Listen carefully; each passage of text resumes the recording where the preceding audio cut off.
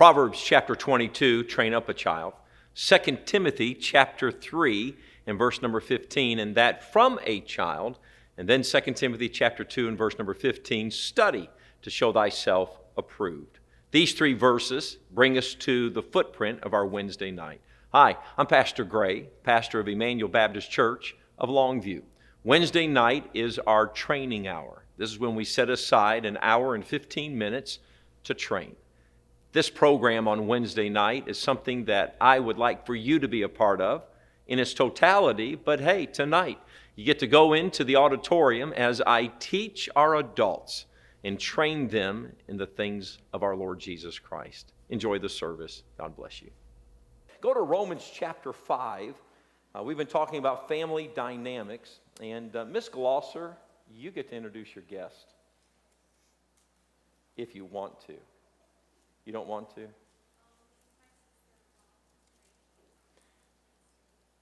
Hey, did you notice how she didn't add any adjectives with it? It wasn't my wonderful sister-in-law.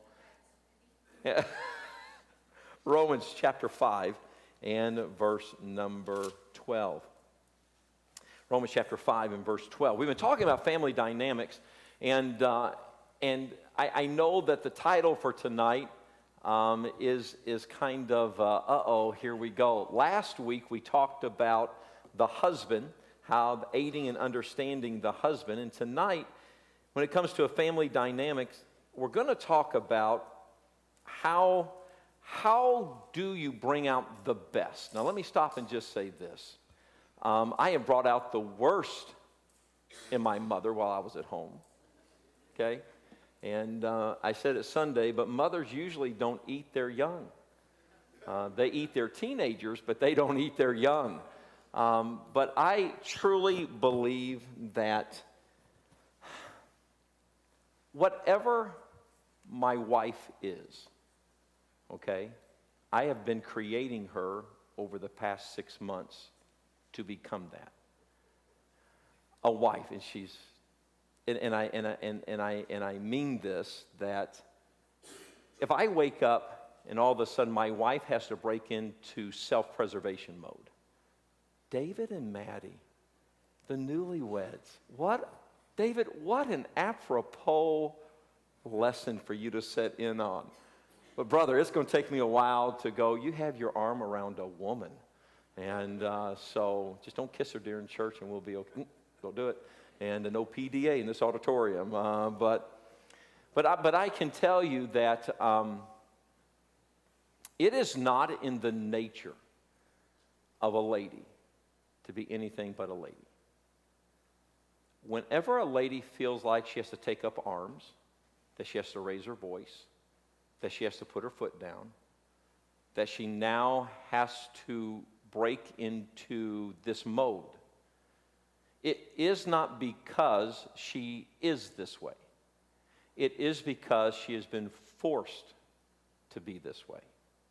Now, whenever you talk to men on this level, they take great offense to what I'm about to tell you. And the reason they take offense to it is this. Look, Adam couldn't control his woman, and I can't control mine. And I always start laughing. I was like, so how is that going with that philosophy? It's not going very well. Now, all of us have to sit at the feet of the Lord and say, Lord, put this together for us. Romans chapter 5 and verse number 12, it says this. Now, there are 52 lessons that we're doing on family dynamics, and when I announced that back in January, I know the 52 lessons that I'm going to be teaching, and it's always amazing to me how that when we get down to certain lessons, I go, no, God, please. You really didn't mean that back there in December that you wanted. No. So look at Romans chapter 5 and verse number 12. Wherefore, as by one man sin entered into the world, and death by sin. And so death passed upon all men, for that all have sinned. There is the verses in the Bible that talk to us about how did sin enter this world. There is the first Adam and the second Adam. Okay, so in the Bible talks about this first Adam and this second Adam. The first Adam is how sin came into the world. The second Adam is how sin was paid for. First Adam, when we get to heaven, we whoop up on Adam. Men, we're going to whoop him. And then God's going to give us the glorified body. But until then, but why did he not say, for as by one woman? Why did he say, for as by one man? Because now, if you would, go back to Genesis chapter 3, if you will. In Genesis chapter 3. And we are going to look, we're going to take a look at this. Genesis chapter 3, if you will. And in Genesis chapter 3, we have the fall of man. So,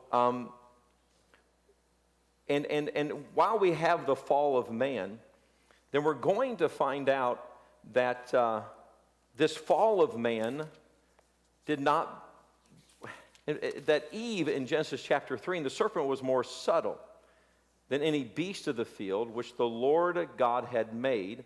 And he said unto the woman, Yea, hath God said, Ye shall not eat of every tree of the garden. And the woman said unto the serpent, We may eat of the fruit of the trees of the garden, but the fruit of the tree which is in the midst of the garden, God hath said, Ye shall not eat of it, neither shall ye touch it, lest ye die. And the serpent said unto the woman, Ye shall not surely die. For God doth know that in the day ye eat thereof, then your eyes shall be open, and ye shall be as God, knowing good and evil. Now, I'll just stop right here. Eve did not set out with this decision to listen to this serpent because she knew this was going to ruin mankind. It is never in the heart of a woman to ruin anything. It is always in the heart of woman that, no, we have a chance to go upwards. We have a chance to become better. And this lady here in Genesis chapter 3, and I want you to look at through the lens, if you will, that for by one man sin entered into the world. But the fruit of the tree which is in the midst of the garden, God has said, Ye shall not eat of it, neither shall ye touch it, lest ye die. And the serpent said unto the woman, Ye shall not surely die. For God doth know that in the day ye eat thereof, then your eyes shall be open, and ye shall be as gods, knowing good and evil.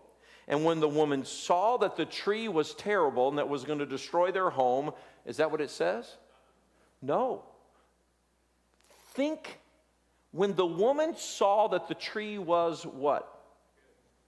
Good. Then guess what she did? She did what, please? What does it say? She then what? Took it and she ate it. She saw that it was good, took thereof. And then all of a sudden, the tree to be desired to make one wise, pleasant, good, pleasant, she took thereof. Now, she did not take it with any comprehension of what was about to happen. She took it because here is something good.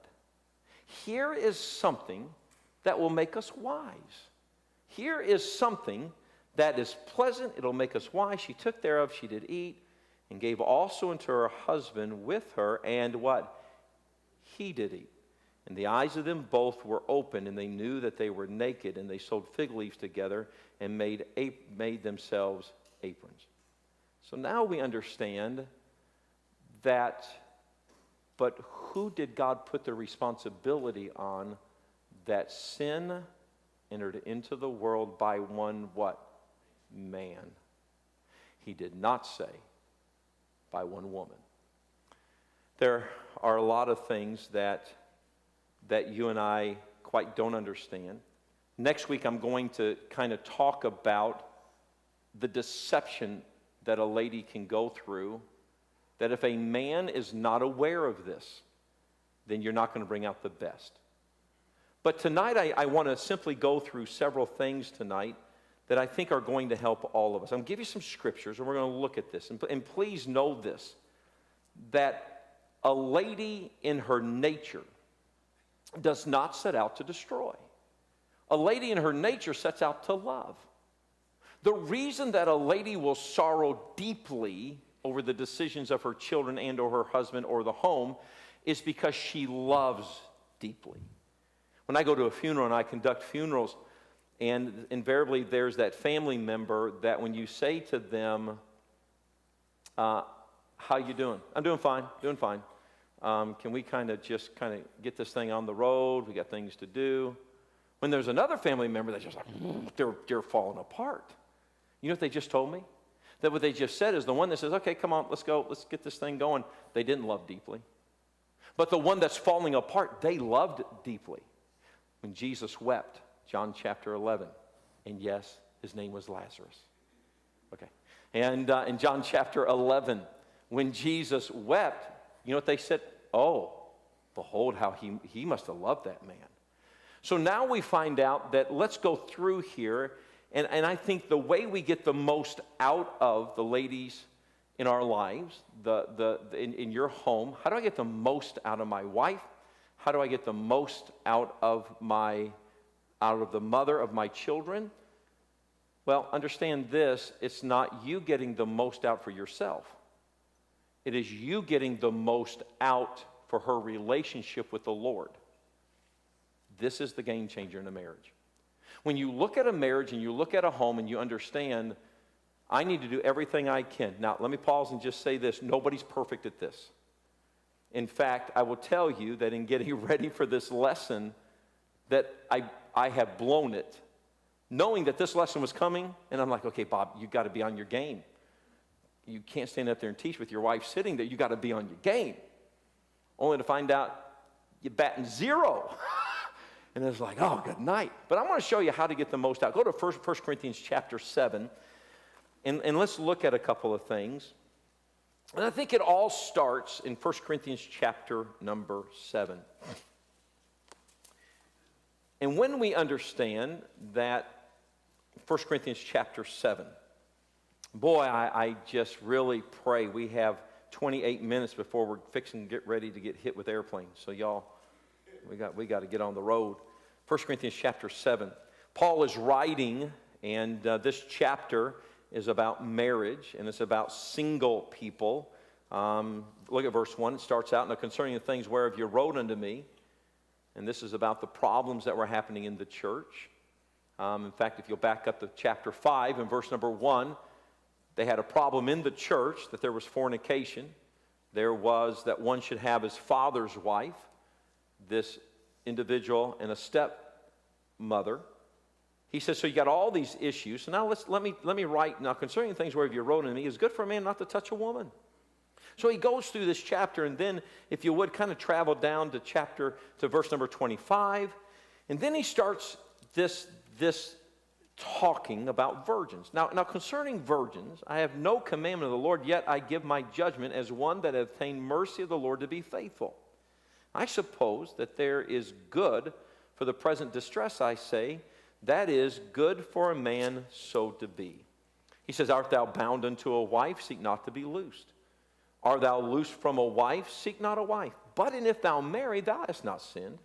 And if a virgin marry, she hath not sinned. Nevertheless, such shall have trouble in the flesh, but I spare you. But this I say, brethren, the time is short. It remaineth that both they that have wives be as though they had none, and they that weep as though they weep not, and they that rejoice as though they rejoice not, and they that bury as though they possess not, and they that use this world as not abusing this world, for the fashion of this world passeth away. But I would have you without carefulness. Look at this. He that is unmarried careth for the things that belong to who, please? The Lord. Look at this last phrase. How he may what? Please his, how he may please the Lord.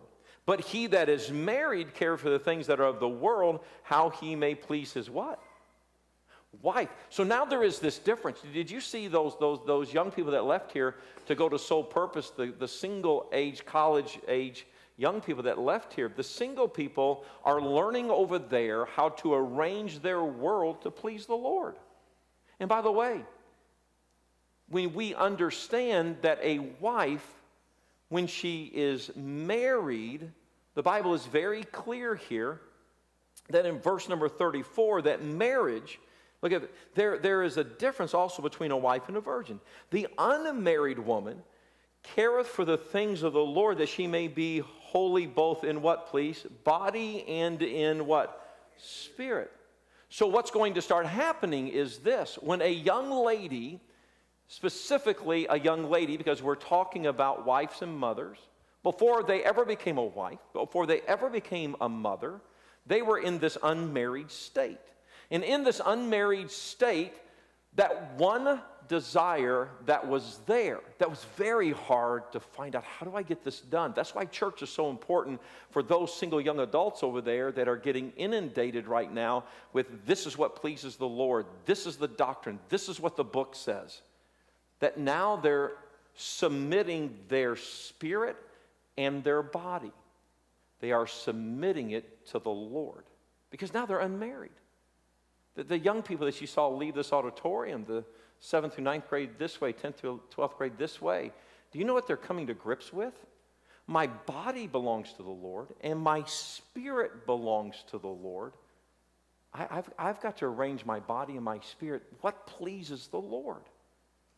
But then when they get married, a transition happens. And if you'll notice here in verse number 34, but she that is married careth for the things of the world, how she may please her what? Husband. So now we have this lady that Maddie, I'm going to use you because you're the most recent married switching person. You know, when y'all got married, you went from being this young lady, I just want to please the Lord. And I can unequivocally say this, David, that as long as I've known your wife before she knew you, the only thing she wanted to do is just please the Lord. All I want to do is please the Lord. And so she was always arranging her world I just want to please the Lord. So now marriage happens. So now we're in this home setting. Well, the Bible is very clear that now she has to arrange the world for how does she please her husband. Now this world is his world. It is the children's world. It is the house world. So men, I ask you this, 'cause I've often thought about this in 34 years of marriage. I wonder how many times I made it difficult for her to please me. You see, if we want to get the most out of the wife and the mother, if you'll kind of take note of a couple of things, I will tell you this, that if you'll go to Ephesians chapter 5, and let's look at Ephesians chapter 5, because there is a terminology used here that men, boy, I hope you're listening, and I hope that you're taking this to heart, because this is not bash on woman night, this is not bash on men night, this is just telling all of us this is how this works. In Ephesians chapter 5, if you go to verse number 22, what does it say? Wives, submit yourselves unto your own husbands as what? Unto the Lord. And did y'all see that? As unto the Lord. So what happens is that submission for a lady is nothing new. A lady does not struggle with submission. Well, you know, when I hear it all the time, and just in pastoral counseling, with nobody in particular in mind, but just hearing this, Pastor, before we got married, she was a phenomenal daughter. She was a phenomenal pastor. We've been married. I can't get her to do nothing. And I was like, really? Oh, nothing. And I don't know how her daddy got her to be so sweet. But I can't get her to be that way. And I always go to Ephesians chapter 5. Are you still there? I love this. Look at it, says it. I said, okay, so let's look at this real quick. So you like that verse 22, do you? I said, oh, yeah, I like that. I like that. I said, you like verse 23? Yep, I'm the head. I'm the head. She took my last name. She lives in my world now. Umgawa. I'm the man. Okay? And even as Christ is the head of the church, oh, yeah, he controls it all. Okay. And he is the Savior of the body. And I said, are you ready to be a Savior? I'm not quite sure what that means. Therefore, as the church is subject unto Christ, so let the wives be to their own husbands in what? Oh, they love that verse. Look at this. Husband, love your wives, even as Christ also loved the church and what? Gave himself for it. And I'll ask him this. Gave himself where? What pops to your mind? And he goes, Calvary. And on the way to Calvary, what was the reception? He was beat up. He was mocked, really. He had a crown of thorns planted on top of his head, really. He was beat to a bloody mess. Want to know why? Because he loved you.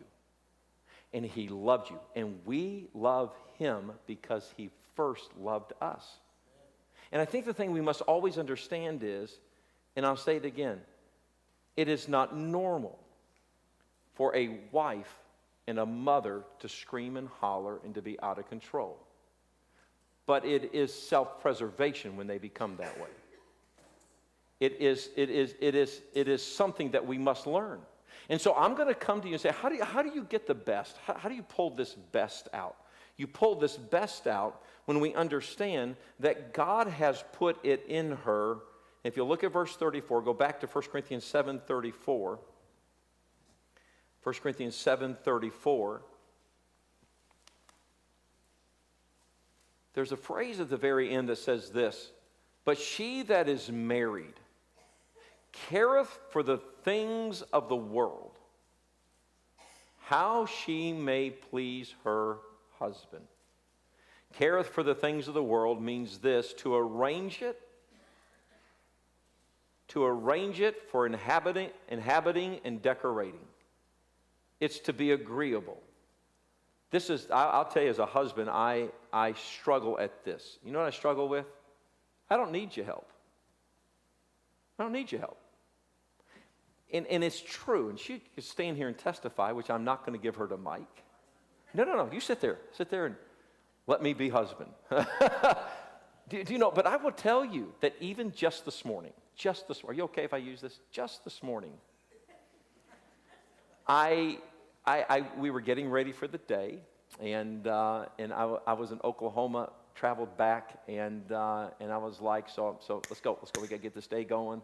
And so I'm getting ready, and so she could tell that I had paused in my routine because I couldn't find something. And she could tell that as I paused and I hesitated for just a nanosecond, and she said these words, "What are you looking for?" And then I, in that half a nanosecond, said, "I don't need your help to get ready.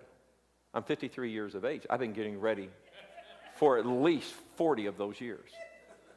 My mama dressed me till I was 13, and then from there I took over. And then, what do you need? I don't need your help. I've been getting dressed for 53 years. Well, then you don't need me at all. I said, well, woman, I'm going to tell you right now. Do you know what I hate is when I'm teaching a lesson that I violate, that I'm, don't look at me that way, brother. I don't ever do. You men crack me up because it's like, man, you got issues at your house. But understand, I constantly must remind myself that she's been attentive, and that's how God made her. God made her to make sure that her husband and her children were taken care of. I must remember that when I don't yield to that, then I'm not getting the most out of my wife.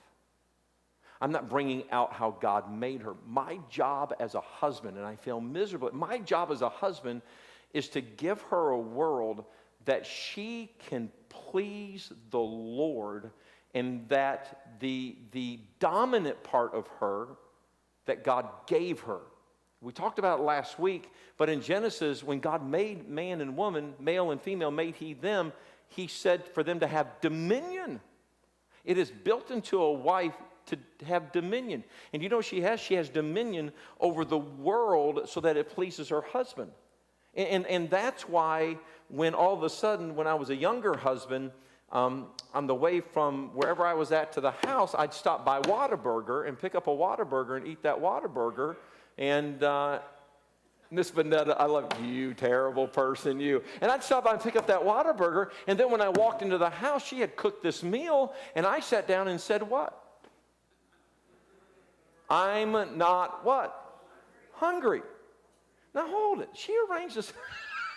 Natalie, I love that look on your face. Is like, stay away from them taco trucks. And all of a sudden, she was trying to please me, but because of my selfish hunger for what I know is such a stupid illustration. Okay, I get it.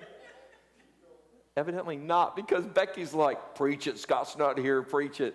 The only bad thing, if you choose any burger to eat, don't choose Whataburger. Because when you go, hi, honey, it's like onions are like, what is going on here? So they arrange the world. And husbands, if you want to get the most out, allow your wife to arrange the world that you live in to please you. And my dad gave me a great piece of advice. And he said, hey, if she moves that furniture, even if she moves that stupid couch in front of that door, you walk in and you say these words, amazing. She cared enough about me to put the couch right in front of the door so that if I got tired in from work, I could just lay down. Don't walk in and say, that's the dumbest place to put that couch. Let her arrange the world, because in her mind, it's like, this will please you. And this is why wives don't understand, how come it wasn't much easy? How come it was easier when I was single to have a good relationship with the Lord? But now I can't have this good relationship with the Lord now that I'm married. And husbands, I'm coming to you telling you this is because we have to realize that submission, she's switching from being submitted to the Lord. Watch this, but the word switching is not really true. She is adding you to her submission. Would you please understand that? She is sitting here going, I love the Lord. And when a wife yields to the inside for the things of God, and she is submitting to the Lord, then the Bible says, wives, submit yourselves to your husbands as it fits in the Lord. And the marriages that all of a sudden struggle are the marriages to where the wife can't add you, sir, to this submission to the Lord. No. You got to submit to me and I'll tell you everything God wants to tell you. No, it doesn't work that way. You know how it works? You want to get the best God? You want to get the best for God out of your wife? Then you and I must submit so that she can fit. So when you read here, then husbands, I'll tell you this, allow her to arrange and bring order to our world. And once we allow her to do that and we are pleased, then she now knows, my God's pleased because I pleased my husband. We're notorious for, she could spend all day cleaning the house, and we walk in and we go, hey, how come that piece of paper's on did we not ever clean the corner? And she just spent all day cleaning this house. And especially if you come home before you tell her. So I better stop. Brother Jaime's getting a wham. And so go to Ephesians, go back to Ephesians chapter 5 and verse 22. Ephesians chapter 5 and verse 22. And let's go back and look at it when it says, wives, submit. Wives, submit. There are two things I want to bring out, men, that I think we're going to get the most out, and that is this. Submission is not an outward action, but an inward attitude. Submission is an inward attitude to the Lord, which produces an outward action to the husband. When the wife is the right kind of Christian, and she has the right kind of walk with the Lord, then she will, on the inside, God will change her on the inside, and then she will absolutely work overtime to please you. Not to please you for you, but to please you knowing it pleases the Lord. Because what would happen if you, the husband, are no longer in the picture? Then she would still have to please the Lord.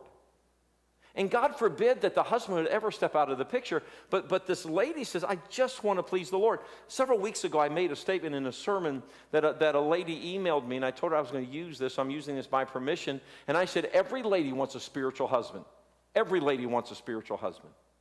And she emailed me, and she said, Pastor, I disagree with that because I can be spiritual without my husband. And I emailed her back and I said, ma'am, absolutely you can, but how boring is the journey? It's boring. And I would tell you that there is this desire, to have your husband sitting with you in church. To have your husband with you is amazing. And last week I sang the praises of the single mothers who pick up and go on for God. I'm going on for God without you. But you wives that do have husbands sitting next to you, and for everybody listening to me right now, by archives or live, and you sitting here, let me tell you something. If your husband, you are a very blessed lady. You are very blessed. And I would just tell you, husbands, listen to this. Get off the sidelines on your spirituality. Get out of the grandstands with your spirituality. Get on the playing floor. And the second thing I would tell you is, how do you bring the best out? Make sure your wife has her time with the Lord. You have to make sure. You have to make sure. There are many times that our G's always making the Mom, our special needs son who lives with us. And there's a lot of times that I'll step up and go, hey, can you iron me a shirt? Can you kind of, and then I'll realize she's in the middle of reading her Bible. And it's like, oh, no, I'll go take care of, I'm sorry. And there's, without fail, my wife has always been the kind of wife that she's like, Bob, I'll go take care of this. But I've often wondered how much confliction there is between trying to spend time with the Lord, but yet my husband's asked me to do this. Which do I do? Ladies, I'll answer it. Go please your husband. This pleases the Lord.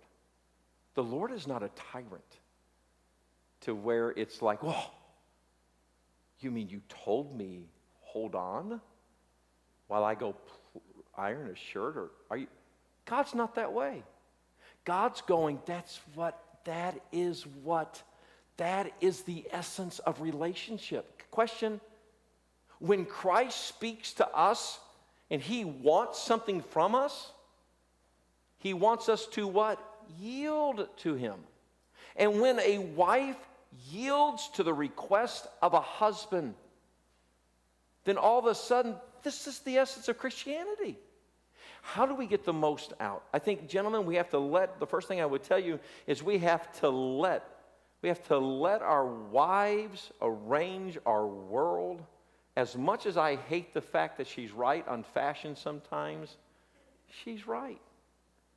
And I thought I was looking good last year in a checked coat, a striped shirt with a paisley tie. Miss Smith, you remember that day I come walking? And I'm like, she looked at me and she was like, no. And I was like, no. You don't know men's fashion. I know men's fashion. And she was like, fine.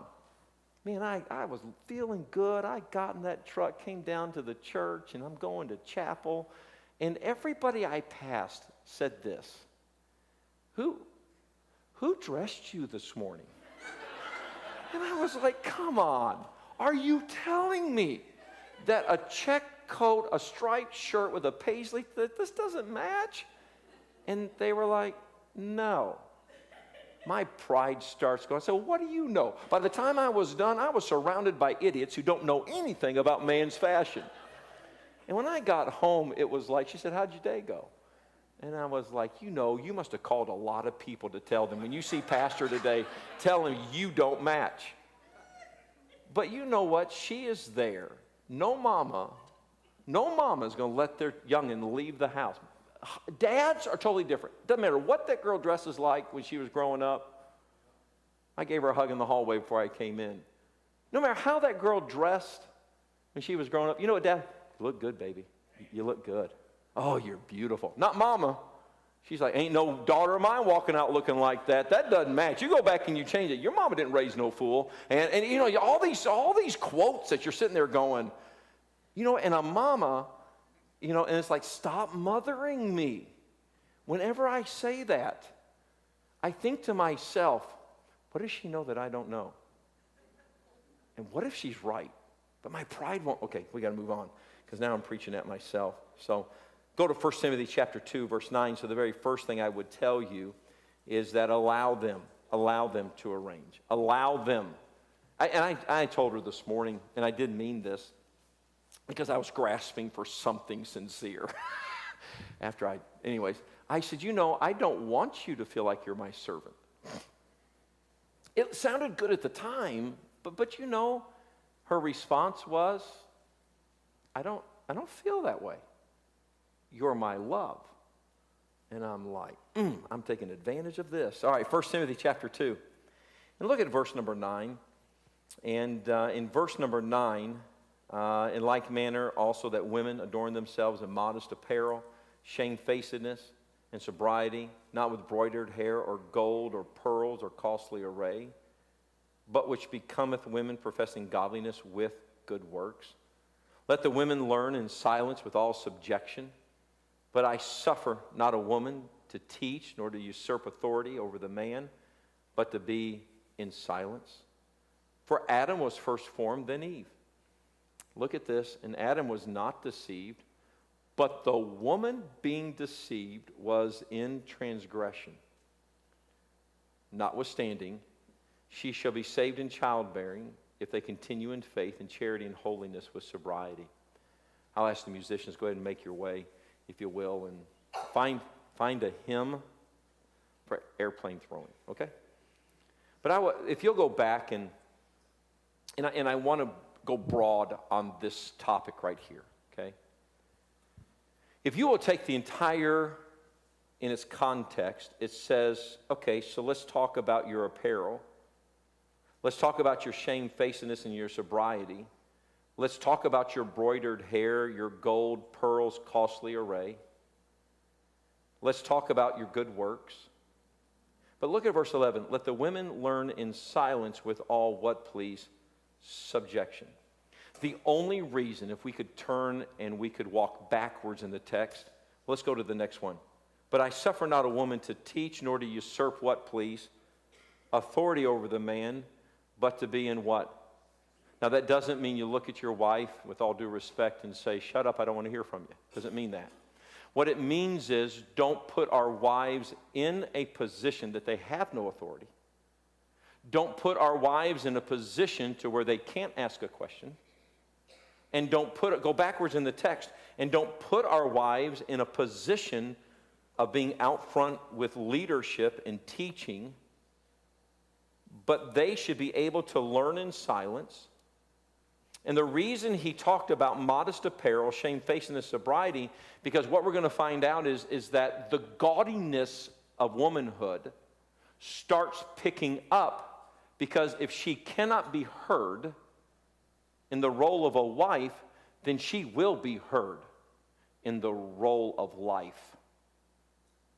And I am convinced that the reason sometimes ladies in our country are so out of control is because a father and or a husband did not act honorably in that relationship. We all know it. We all know it. If a father does not give a daughter attention, she'll get attention. You know what the book says?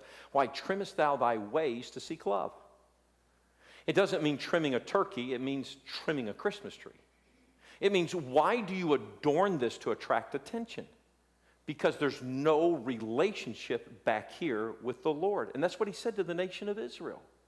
And I will tell you that there is something wonderful and beautiful about a wife who learns that my relationship with my husband is not based on how out of control I can become with my dress, how out of control I can become with my hair and my makeup and all this kind of stuff. And I'm not here to tell you about women's fashion because I don't know women's fashion. I know what the book says. But this in context says this. Anytime that a lady has to be a billboard to get attention, this is not how God made them. God made them to be under a man who acts so like Christ that she doesn't even have to be that person. Sometimes I'll find myself going, Kelly, can you make that phone call? Kelly, I need you to take care of this. Kelly, I need you to take care of that. And when this starts happening, I must remember, I'm the man. I am to take care of these things. And any time that my wife is frustrated, any time that maybe she feels the need, I'm going after it. Then I know I as a husband, okay, Bob, you got to back up. Something's not right here. Because this is not how a lady should be. Husbands, I'm going to encourage you. This is not a balanced seesaw. 50% her, 50% me. No. Who gave it all for us? Christ. Who represents? Christ represents the husband. We are the Savior of the body. When we give it all, when we nourish and we cherish, you will bring out this godliness. You'll bring out this part of your wife and this mother that she can have this relationship with you that is not always based on fighting and based on. So men, I will tell you this, that if aggressiveness picks up in the wife and the mother of your home, then I would go back and truly rethink your relationship with the Lord.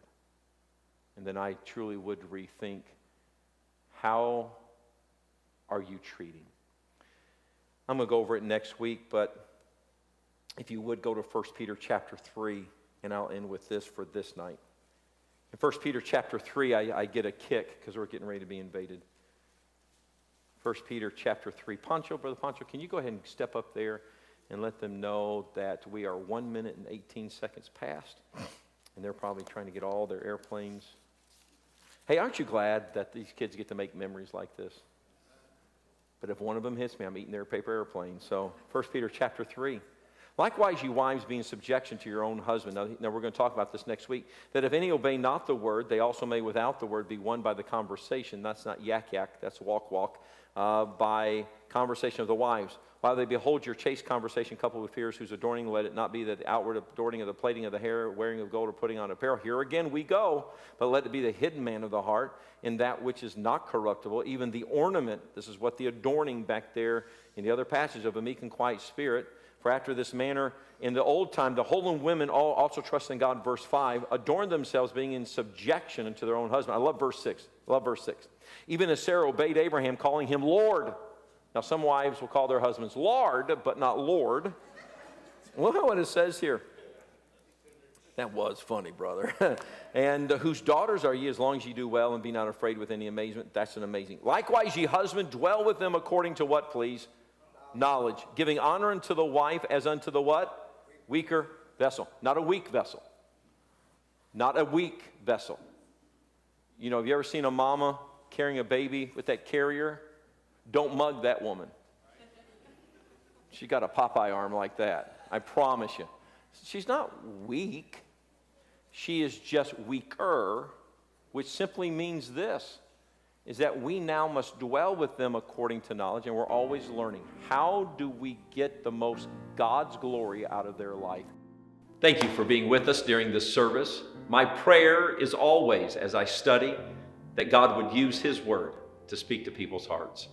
And may you have a good day, a good week. Please know that if we can do anything for you here at Emmanuel, all you have to do is let me know. God bless you, my friend. Have a wonderful day.